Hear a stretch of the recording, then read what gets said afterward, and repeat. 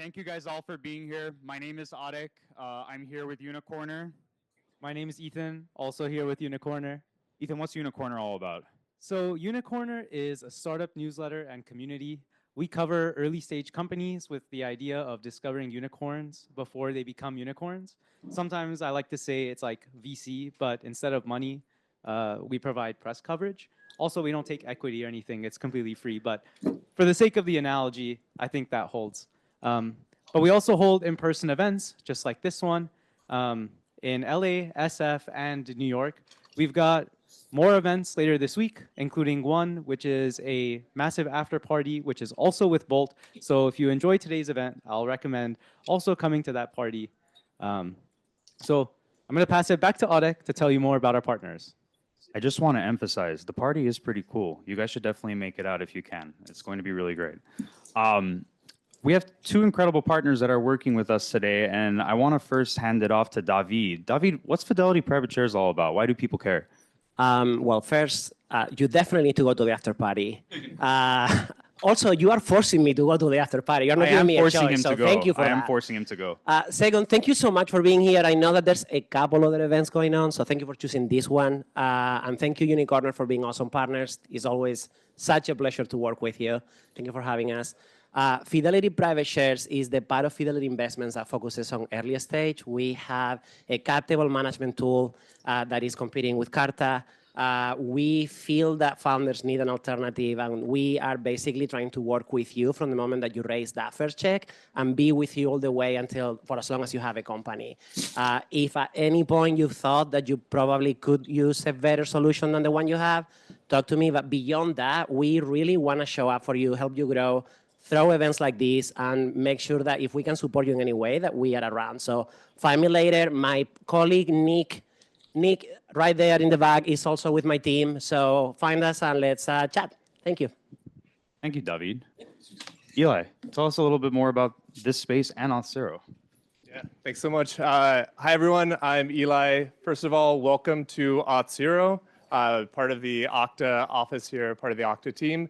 My name is Eli, though. I run the Auth0 for Startups program. Auth0 is an identity and access management product to secure apps and AI agents. Identity and access management, for example, accessing this building through all the security steps you had to jump through. So thanks, everyone, for the patience coming in today, but we're really excited to have you here.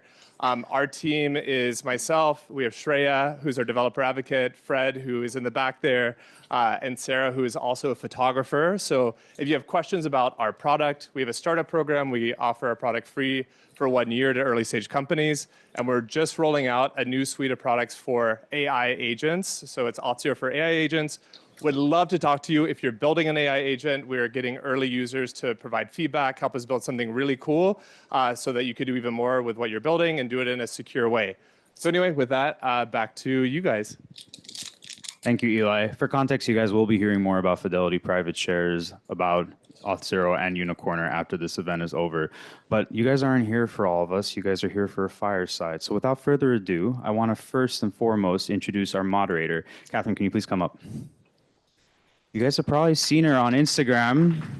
You guys have seen her on social media. Catherine founded CatGPT, where she explains about AI for people who are not in tech, making it easy for folks to understand. She now reaches, I'd say, 500,000 plus people on Instagram. Is that right?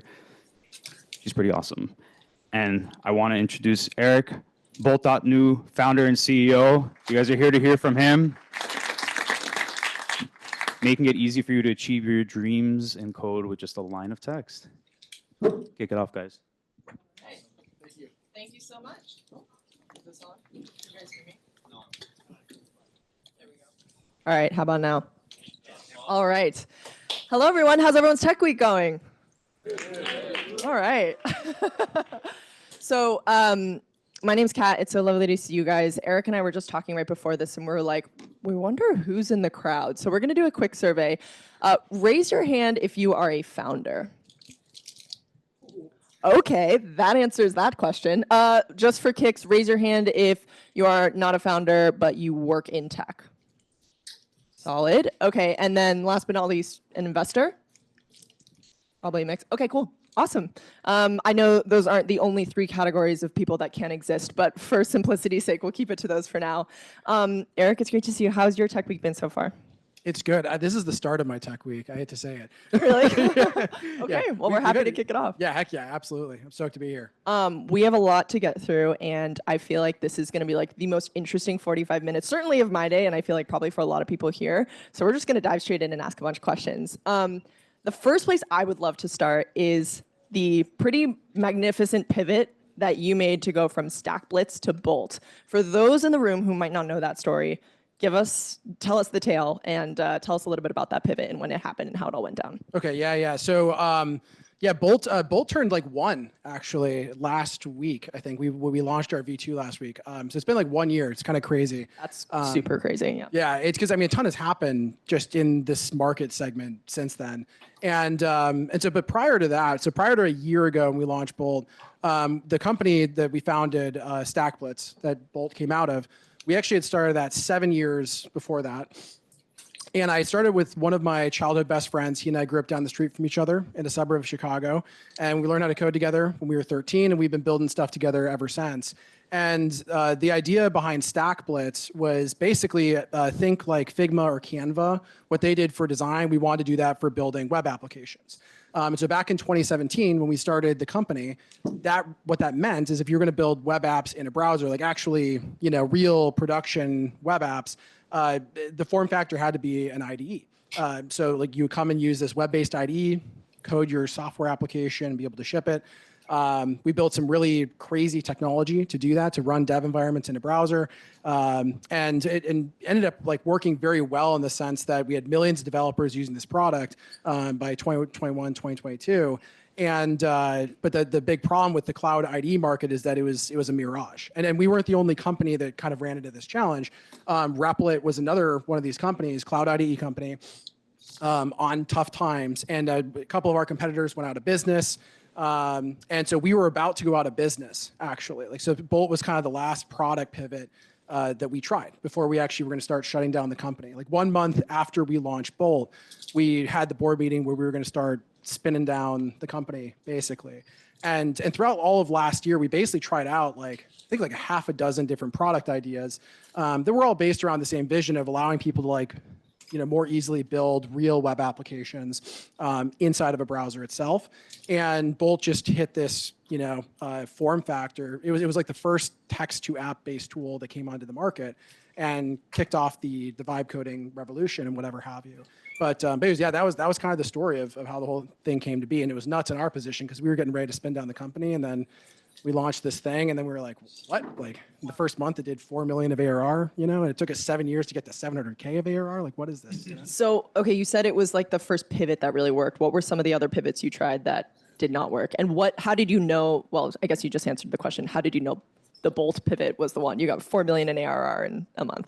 Yeah, it was funny because like the Bolt one, it was like I kept waking up every day after we launched. I kept waking up for like when the traffic would start going down. It's because every launch, there's a lot of founders here. So like most of the things you launch don't work, right? Like my buddy and I have been doing this for 15 years, and you launch it, and like there's people a small number of people that end up liking it, that stick around, but like most of the traffic fades out, and the job of the entrepreneur is to go and dig into the people that stick around and go, why are these people? Why are the 10 people out of the 10,000 that came? Why are these people here? And how do we find more of them? And how do we make the experience better for them? And the wild thing about Bolt is that, every day for the first 3-4 months, the traffic and the revenue just kept increasing every single day. And so for the first month, I just was like, almost in disbelief on it. And then finally, once we started talking to these people that were using it, we're like, oh, okay, this isn't just some spurious random thing. People are actually using this to build businesses and make money and do their jobs and launch startups. And that's when it became clear, like, holy hell, this is like a complete, there's a whole new dimension of like what was possible before for people that didn't know how to code. So that I'd never seen anything like that in my career. And the things we had tried before that, a whole bunch of different ideas. We were building stuff for developers. So we built things for making documentation in a browser. All of it leveraged our core technology, but it was we had kind of random ideas of how we could kind of package this stuff up. into different products. And people thought they were cool, but just it didn't.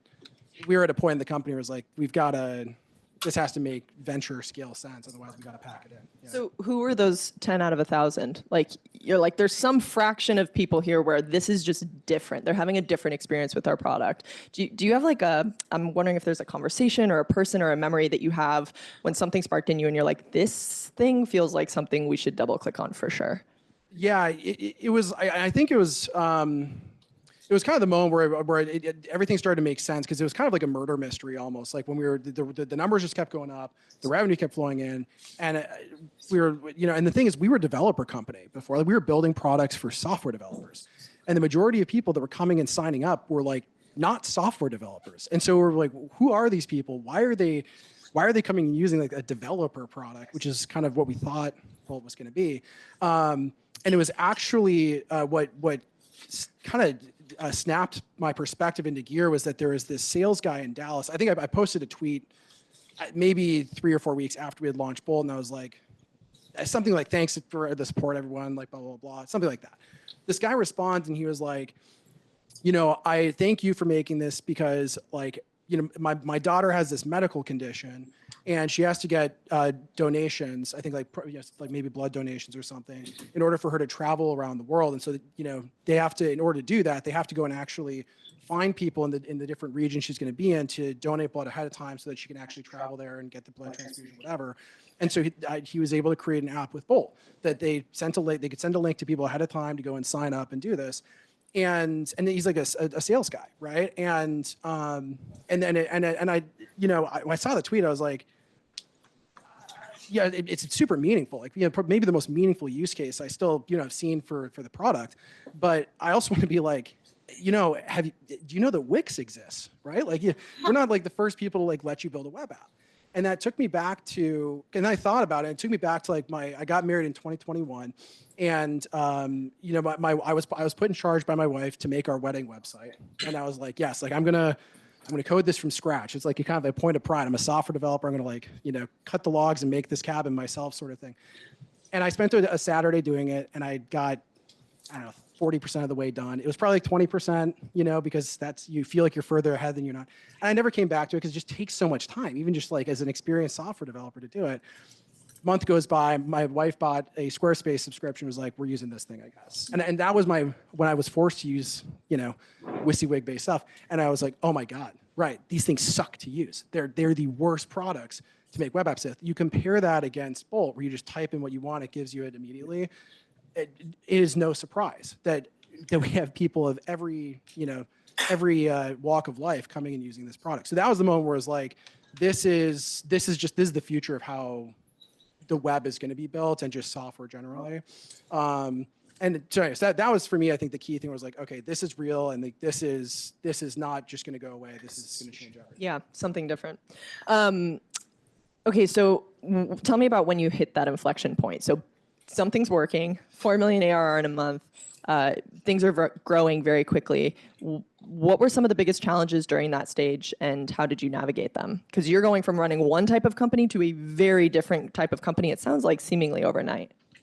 Yeah, it was tough. So our team was, I think, 12 or 15 people at that time, and it was mostly like engineering. No one had the title of like customer success or support in their title. And in the first month, like we added probably, I think it was like 20,000, 30,000 paying customers, something like that, right? Our support inbox, we had like 500 to 1,000 people a day emailing us. And to be clear, like we built Bolt in 90 days. Like this was not like, well polished, like this thing's perfect, da da da. Like it was a true MVP. It's kind of like when you see like race cars, where they strip out everything. There's no passenger seat. It's just, there's no leather interior. It's just the metal. And like, that's what Bolt V1 was. It was missing a lot of like, the chat history wouldn't persist. It was just, it's like random stuff like that. And so we had tons of people having issues with the thing, with these, and we scoped the MVP well, I would say. But anyway, so my chief of staff and he and I were spending 3-4 hours a day each, just responding to emails and support tickets. So it's just like, how do you deal with this? We have 12 people and we have, 1,000 emails a day coming in. That's just insane. Right? The other thing too is at that time, Bolt and Cursor were the only companies that had this like explosive inference problem happening with the Anthropic models. And so we were just blasting through what the available GPUs were as well. And so we were like having to like optimize, okay, how much context can we give to this thing and like just so that we can continue scaling.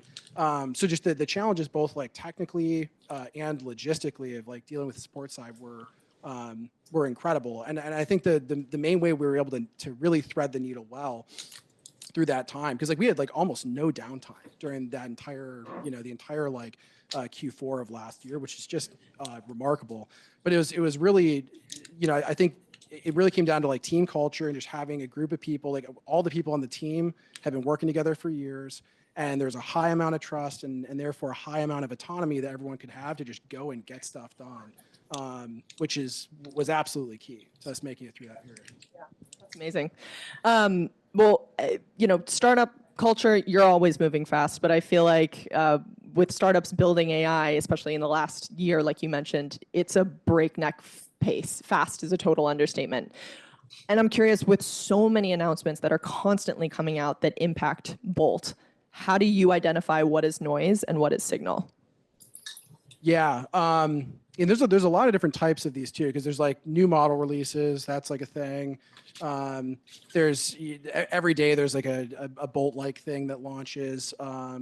So I think for us, like, when it comes to models and just like looking at actual like removing kind of like competitive dynamics, but basically when you look at the underlying AI infrastructure and models and agents and that sort of thing, a big part of our job is to actually be constantly trying this stuff out and going and running against our own evals, going and running against, the kind of known problems and cases that we know matter to like the customers that we are trying to serve. And I think that's, there's an incredible amount of alpha in specifically that for anyone that's doing stuff, in building AI applications around frontier models or whatever have you. So that's probably the biggest part of our R&D is specifically that. And when it comes to competition, I think that there's been just a ton of stuff that's entered the market since we launched Bolt. And I think it's like, generally, I think the right way to view competition is it's free R&D, right? I think a lot of people like get really like, they're like, oh man, like these competitors, and they like get in their own heads. But like, it's such a blessing. It's like these people like went and raised tons of money from some other investors. They're not yours, right? And they're going and deploying that capital to go and do things. And like, and if they're successful in things, success leaves clues. And you can look at those and it's free R&D that you can go and pull into your own strategy and go, okay, it seems like this specific thing is working over here for these guys. Go and incorporate that and then go, and how do we even do it better, right? All the while you're doing your own R&D, right? So I think that's the total, the apex predator way of viewing competition is like, please use all of your money to go try and do interesting things. Because I'm going to take the best stuff and do it better with our own stuff, right? And so I think from that end, it's like, it's good to look at this stuff purely for that, but like getting caught in like the, oh man, there's so many competitors. I mean, this market is filled with a million things. We would not get any work done if we were, just spinning our tires looking at competition. So how do you think about defensibility, knowing that some other founder is saying the exact same thing about you? They got to do it better than us, right? Like that's the thing. I think it's easy to say, it's hard to do. And I think a lot of it really just comes down to how well are you servicing, like the bulk of our time, for our strategy, the product R&D that we do, it's talking to customers, like that is always as a start, as any type of company. If you want to put innovation to the max, that's directly just proportional to how much time you're actually spending talking to the customers that you're looking to serve and the customers that you have already closed that are extremely successful with your product, right? And how you're making them more successful. And so that's the first order bit of like where you go. And then the secondary stuff is, are there comps in the market that we should be aware of where we see room that for us to improve that was maybe in a blind spot? That should be an exceedingly rare thing if you have a healthy company, right? But it matters a lot. And I think in the space that we're in, when there's a bajillion things out there that are popping up and copying you, what really matters is just focusing on like what customers do you care about making happy the most, right? Because like I mentioned, there's like a sales guy in Dallas is using us. There's my mom who's 73 years old who made a website, right? It's like, are these the people or is it, or is it the people in this room that are entrepreneurs building products, PMs at companies, like in product teams? And we've geared more on the latter folks than I think a lot of our competitors have focused a lot more on the consumer stuff. Well, with a fairly horizontal product, unique go-to-market strategy is pretty important. What does Bolt's go-to-market strategy look like? And since we're talking about competitors, how do you think it differs from what some of the other players are doing? Yeah, I think there's a lot of similarities between what us and the other competitors do. I think the thing that we kind of pioneered was just the dead simple experience of getting started. Whereas like you come to Bolt, there's 2 pages to the product. It's like there's a homepage with a chat box, and then there's the chat page with the preview and your chat. That's like it, right? And so it just cut out all the fluff of what might normally have been there. And so the viral loop for our word of mouth growth, which is the primary channel for us, is that people come to Bolt, they type in a prompt, it comes back and they're like, wow, this is crazy. They share it with one of their friends. Their friend's like, wow, that's nuts. How'd you make this? They're like, with Bolt. They go to Bolt.new, they put in a prompt, rinse and repeat, right? And so that simple like viral loop is it's what's powered our growth and all these other things for that matter, right? Layering on top of that is like, how do you say the best marketing and branding is telling the stories of the people that are successful with the product, and really helping people. Because I think that's one of the ways that, like a company like us, like one of the best ways we can help people that are using our product is put visibility onto the things that are being built for them, right? Like distribution is for anyone in here who's founding a company, getting distribution is an important thing as a startup, right? That's something that we can do to help out, the folks that are building on Bolt. Is like when they build cool things, we want to tell their story, put a big spotlight on it, right? Does that mean like reposting it on social or? For sure, and even doing like bringing them on our live streams, like doing like blog posts, like expose of like here's what they built, etc. So we've done a good amount of that stuff. We've also tried some crazy things. Like back in I think it was like May, we threw a concert a couple blocks from here with the Chainsmokers, who are an investor of ours, and we were like, this is fun. Let's do this. Got a lot of people out. It was good. It actually like led to net. It was actually a ROI positive event, believe it or not, which is kind of wild. I don't know if we're going to be throwing a ton more. I think we should do it again. I think we should do it again. Yeah. Anyway, so we've tried a lot of different things. Well, let's talk about. I want to go back for a second. Actually, talk about challenges. If you wipe the slate clean and you were starting Bolt today, what would you do differently? Or would you do anything differently? How would you maybe take advantages of where we're at in Q4 of 2025 compared to 24? Yeah, good question. So I think what we would have done is exactly what we just launched last week with Bolt v2. I think the big things that have changed since we launched Bolt a year ago, in the AI space, the transition from models being the most important things that Frontier Labs release to now agents, which is like we're still early in this cycle, but like Codex and Claude Code, et cetera, like these are now available as SDKs that you can just plug in and use. And the Frontier Labs are tuning their models to be specifically good at like long horizon tasks with those agents specifically. And that's a huge deal, a huge advantage. And that's so with Bolt v2, when you come to Bolt now, you can actually choose what agent you want to use. Do you want to use Claude Code? Do you want to use GPT-5 Codex, et cetera? And that's basically the beauty of it is that you're always getting the best experience from the Frontier Labs. And when you run into problems with one, you can flip over to another. I think that to me is like the biggest fundamental change that's happened in the AI space over the past year. Do you ever worry about one of those Frontier Labs creating their own Bolt.new? I have no doubt that they will. I mean, and I think that it's and so the flip side of that is like to rewind to the 20 seconds ago of the value prop, right, of like us doing this is that you get to choose whichever one is the best, because all of those, the Frontier Labs are all competing. They're trading places, every quarter or whatever. And so I have no doubt that they would love to own the customer relationships directly, but the problem is that people want to have the best stuff at all times. And so and that's why companies like us, Cursor, et cetera, where you can actually choose the frontier, the best models or agents at the time. That's why people tend to use these things, right? So I think that's the big unfair advantage, I think, as a startup that we, and I would encourage anyone building, that's like often becoming the number one thing. It's just the ability for the end user to use the best stuff versus being stuck to one Frontier Labs models. I admire how calm you are about the competition and how saturated the space is and all the frontier labs. So I'm going to just ask you point blank, what do you think is the biggest existential threat to Bolt today? Good question. By the way, Eric asked me to ask him spicy questions for this, so I'm not always like this, I promise. This is too spicy. This is too spicy. He told me to do this. Biggest existential threat.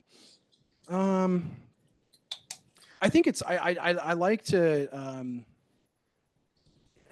I think generally for startups it's you versus you, like I think that's I think that it fundamentally comes down to that. Like there's always an angle, there's always, like, no matter how bad it is or whatever, like there's always a path, and it comes down to your ability to just like to embrace reality and to I think it's a tough balance to strike. But I think a lot of people will either intentionally or unintentionally avoid the realities of their situations, and especially if they say a lot of things publicly to the press and whatever. And but you gotta, like, if you want to win, you have to be a savage, So I think a lot of it is just our ability to execute, our ability to go in and be ready to rip up the floorboards. Like when we launched Bolt V2, that threw out everything we had worked on, right? I mean, that was like, we have been building our own agent, and we had to go to the folks that were working on it and be like, this is clearly the future. It's only become apparent in the past, 60 days, basically. We have to go this route. And it was weird, that decision was dead on. Most companies don't have the gut for that. So yeah, I think that's the main thing. Yeah, business is the ultimate sport, as they say. Let's talk about the future. What does Bolt 5 years from now look like? And I know I'm asking this in a time horizon where we can all barely see, like you said, 60 days out in front of us. But if you really had to close your eyes and envision in like 2030 what this conversation is going to be about and what Bolt is going to look like, give us a little glimpse into what you think that'll look like. Yeah, I think that it's going to, for us, like with Bolt, like we're very focused on making the best tool for people that are product builders. So when you look at founders, like a lot of you in the room, as you are going and building out your products, your MVPs, and launching them, right?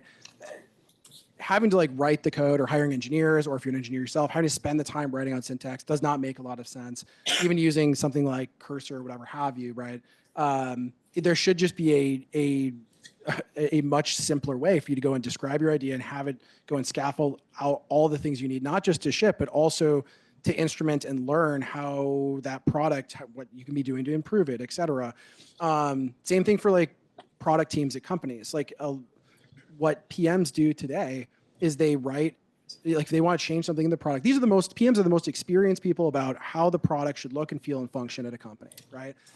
And their job is to try and bring their vision to life by writing JIRA tickets and begging people to look at them and read them and actually follow the instructions in the ticket. That's crazy. That's insane. Like that's how this has worked. It makes so much more sense that like what they're writing in a JIRA ticket, it should be assigned to an agent that can just go and do that extremely well and even beyond, right? And so, and that's not to say that developers are going away. It's more that higher cognitive tasks where developers need to be jumping in on. That's where they'll be working on things that are more complicated, that AI agent systems just are not going to be well suited to go and take on, or reviewing the work of the agent systems. And so I think for us, like where we see Bolt as being like effectively the tool that product builders use to not just like design their products, but to actually ship them and like get feedback and insights, et cetera, and closing the feedback loop from idea to production and rinse and repeat. Right. Who do you think is better vibe coders, product people or engineers? Oh man. Okay, what customer Raise base? your hand if you're a product. No, just What kidding. customer base do we care about more? I think Okay, so okay, here they're both good. They're both in different ways. Engineers are fantastic because they technically know what's going on. So when things will like bug out, they're like, no, you just like didn't configure this environment variable and da da da. And it's like, oh, you're totally right. Like, and but PMs though, that has no that has no judgment though on how good the thing looks that the developer made, right? Which is say like probably not that great. I mean, I'm a developer by trade, so I can make it. But PM's exceptional product building and the experiences that they make, phenomenal. And that was that for us. Our focus on product builders came from seeing PMs being really the most successful users of the product. So. I think one of the biggest, maybe it's a misconception, maybe it's a conception, I don't know, you can tell me, that I personally see on my platform. So I post short form videos all day long on Instagram and TikTok talking to people who do not work in tech. They don't live in tech, they don't live in San Francisco, but they get that like, okay, tech is important, AI, this whole thing, the world is changing, I should probably be up to speed. That's my audience, that's who I'm talking to every day. And when I talk about vibe coding, a lot of people's eyes light up. I can feel it through the comment section. And I'm curious, you had already said, do we think about it's like the soccer moms and the baristas building apps on Bolt.new, or is it more of the product people? Why did you decide to go the latter route? And did you ever see somebody with a completely non-technical background build something amazing on Bolt.new? Oh yeah, I mean for sure. We have, I think like by volume, there's probably a lot more people that are not product teams or entrepreneurs or whatever, and they're like non-technical people trying this thing out for the first time. It's their first foray into product building.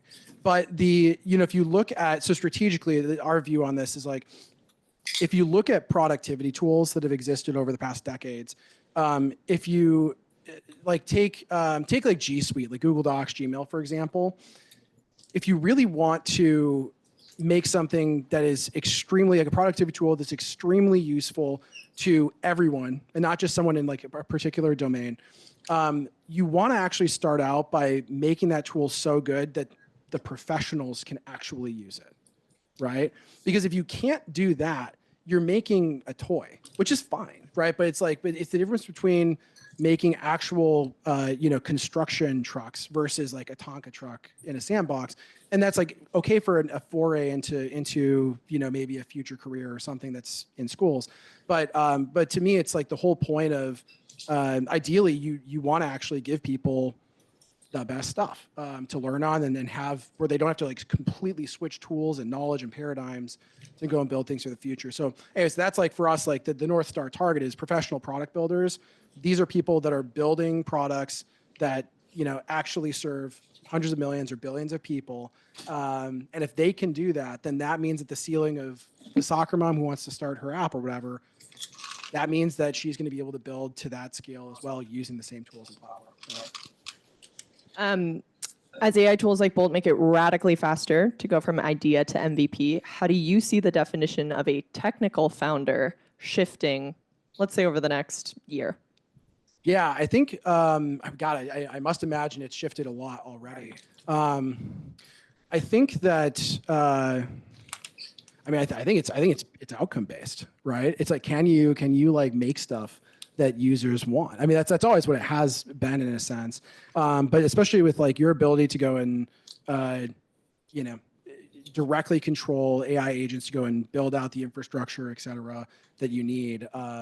I think that to me is, at least for an MVP at this phase of things, like to get an MVP online or first version or whatever have you, that's important. I think that what always matters though is just having people that can help you scale this stuff out. I think in the future, like, in the next years, I'm sure there's going to be AI agents that also help you do those things. But to think that like, I don't need to hire someone, like as your business is seeing success, it's like, no, I'm going to just use agents to like, process millions of dollars. It kind of strikes me as a bad idea. You probably want to get someone who's technically proficient, and that's, once you're seeing a reasonable amount of success. But yeah, as far as starting a company, it's like, I think today your ability to just build something that works and gets customers, which, I mean, we see a ton of people that are non-technical doing that with Bolt. So to that end, if Bolt achieves sort of its full potential, how do you think it will reshape the startup ecosystem and the way that founders build companies? Yeah, we're going to see a lot more companies for sure. I think we're already starting to. but I think it's raised the floor of like what is acceptable for if you're going to go like raise money, right? The bar is higher for what you need to actually prove and achieve, because it's so cheap to just get your ideas deployed now. You know, like the company my co-founder and I were doing before Bolt, we were selling like online courses, et cetera, for teach people how to do web development. This is back in like 2015 or whatever have you, and like building out the platform to do that took us like a couple of months, like him and I coding it, designing it, whatever. And on a live stream, we launched a Stripe integration like 4 or 5 months ago. On the live stream for that, in 5 minutes, I had a clone of like our prior business, like 0 to 60 in 5 minutes. And it's just like, that's crazy, right? So it's amazing as entrepreneurs because building products is like, if you're going to build a successful startup, it's a numbers game, right? You have to think of it like if you've ever worked in enterprise sales, or whatever, it's like an enterprise sales pipeline where if you want to close like $1 million of pipe, one of our sales guys is in the back. So like, this should hit home, but if you want to close $1 million of pipe, you don't go and say, I'm going to talk to like 3 people this quarter and it's going to be an annual contract value of like 300 grand. So we'll get to $1 million or whatever, right? That's not how you do it. You talk to like 100 people in the quarter, and of those, every touch point thereafter, more people drop out. We're like 3 of the 100 at the end of the quarter end up closing at the price, right? Same thing with startups and building products. With Bolt in last year, we went through 6 things. None of them worked. This one did. So anyway, so I think that the most profound thing that is a result of Bolt is that your ability to take shots on goal and take iterations increases an order of magnitude, right? And that's we're going to have a lot more successful entrepreneurs in the world because most people, I think, stop trying to do startups because it takes so long to just like get the iteration cycle of is this thing working or not, right? So to that end, when you meet a founder today, given that it's so much easier now to get that kind of traction, what impresses you? Like, what can a founder say to you where you're like, okay, game recognized game, as opposed to like, yeah, buddy, I know you just vibe coded that, or whatever the alternative would be. Yeah, I think seeing people like that are out, like going and launching things, but really going and investing in, one, a very fast iteration cycle, but 2, that they're really going and focusing on the things that really matter then, which is going and like marketing themselves and the product, et cetera, and doing a really bang up job on that, because that is what matters. Like when you're starting a company, distribution, you don't have distribution. You start off with nothing. You have no product, you have no distribution, you have nothing, right? You get to build a product. Vibe coding can, take you there faster. Doesn't solve the distribution problem, actually, right? And so the best founders typically are building communities around themselves as they are going from product to product, right? Because you want to have a way, once you have something that is great, you want to have some number of people that are following you that you can go and, put in their hands, and then it'll go viral and kind of catch like wildfire. Bolt was very much a case of this. We spent 7 years building, a community of millions of people that were using our products.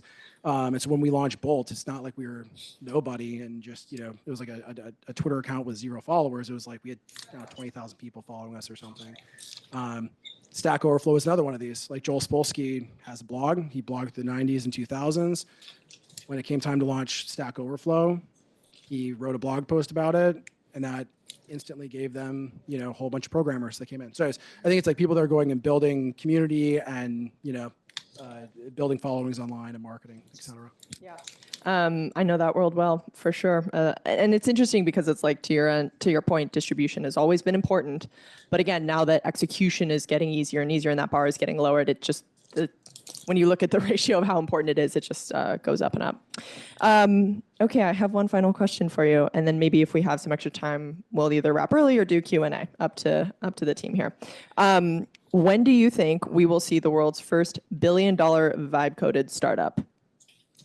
Completely vibe coded. Yeah, and maybe define that for us too, because that's gonna say fuzzy. Yeah, okay, so I think the first $1 billion company that like shipped like their MVP or something with vibe coding. Sure, let's go with that. I probably within the next couple of years, if not sooner. You know, by this year again, like the sole reason that I say that pretty confidently, and that I think what I just said might be the conservative estimate. It might be within a year because again, it's never been faster to go and hammer out product ideas and put them online.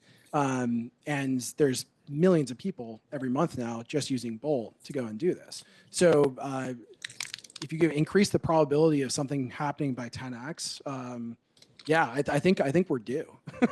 I think we're due. So yeah, I think it's gonna be increasingly common. All right. Well, thank you so much. you. Guys, give it up for Eric. All right, everybody, we're going to move into the mixer section. Before we do, I first want to say again, thank you guys so much for being here. And thank you guys both for such an awesome convo. That was really lovely. I want to point out a couple people that are here. Eric, I don't know how long you're going to be staying around, if you're able to stick with us for a bit. Stefano from the Bolt team is here if you'd like to ask any questions regarding the product. You guys have already met David, and Eli is there. Be sure to talk with them if you have any questions about Fidelity private shares or Auth0 respectively. We have an awesome after party with Bolt tomorrow. You guys have already heard us talk about it a lot. Please enjoy, and we'll see you guys soon. Thank you.